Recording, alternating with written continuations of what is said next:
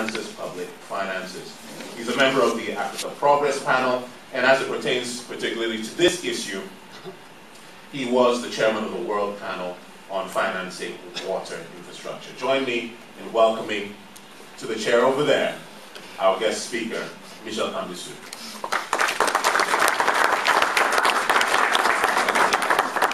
The next one then. The second. Second. Yes, thank you very much.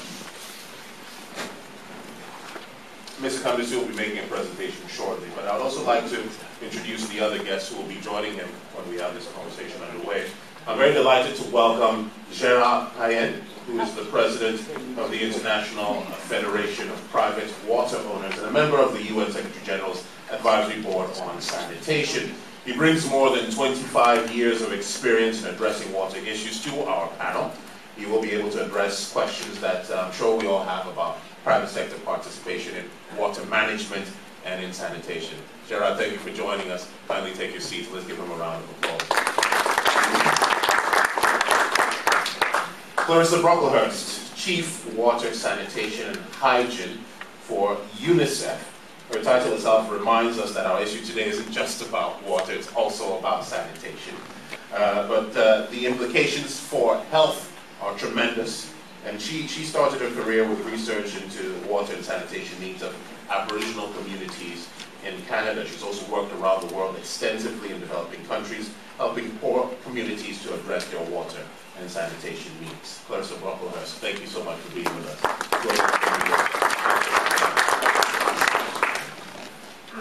Dr. Tarek Sagir will share with us the experience from Algeria, where he is the special advisor to the Minister of Water, and he's responsible for development and negotiations for what is rare in many parts of the continent, a national water plan leading up until 2025. Dr. Sagir, welcome and thank you for being with us.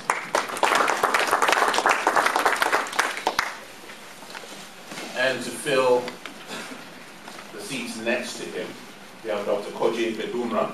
He's the Vice President for Corporate Services at the African Development Bank. His role focuses on spurring sustainable economic development in Africa. He's been at the bank for over 28 years, providing leadership in ICT and human resources, among others. His background is as a telecoms engineer, but what is interesting, especially as it relates to this part of the conference, is that he was also the director for infrastructure, for African water facilities, and also for water and sanitation. So he brings tremendous experience to this discussion. We thank you for being with us. Kindly take your seat. And let's welcome you. Okay, and before we go on, I just want to mention that there are a few people in the audience who are here who are going to make some interesting contributions, and one of them is sitting right there in the corner, and she's, a bit reticent sometimes, but she is a very strong speaker, and you'll be hearing from her at some point. Mashapo Kumani, are you with us? There she is.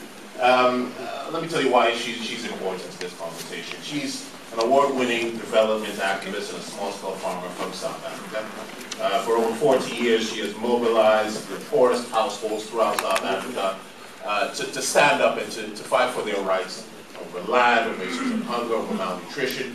She's a driving force behind water and food, the water and food movement in South Africa. Mashapo, you can stay seated. We don't just make yourself comfortable. We don't want to have you too uncomfortable while we speak, but I will come back to it. Let's give her a round of applause.